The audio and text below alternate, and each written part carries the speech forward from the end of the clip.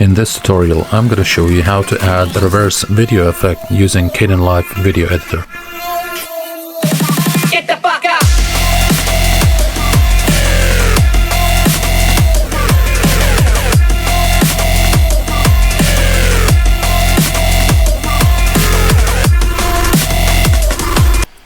So first of all, we have to add the video to project bin in Kdenlive, and then drag and drop this video into track 1 here. Now let's take a look at this video with no reverse effect. And by the way, the video was taken from pexels.com, so thanks to the owner of this video. Right, now if I want to apply the same reverse effect that you saw on the introduction of this tutorial, then you have to take the cursor here, move the cursor to the point in time right before he hits the water, so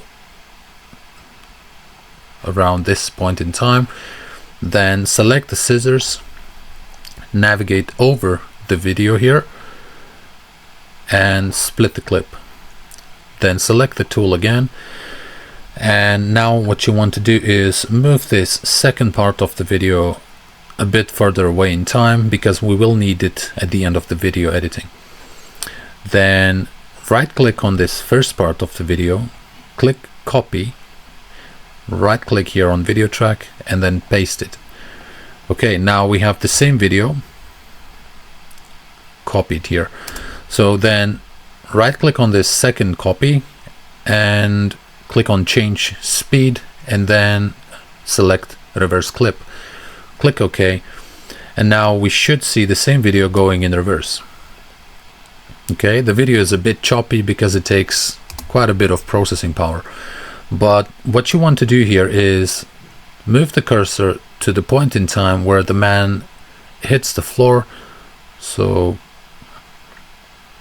just around this point in time, and then select the scissors again and cut the video here again.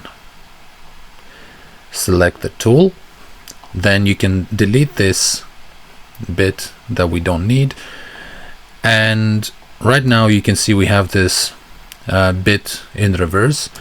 So what you want to do is right click on the video and then again create a copy of this video, copy paste, then right click on this video again and select change speed and deselect reverse clip.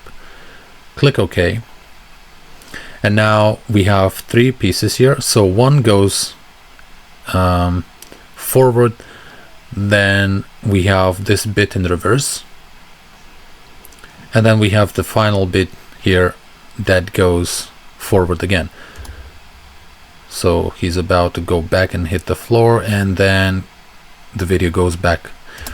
And then I just take the final bit that I left here and attach it to the rest of the video like this, and that's it.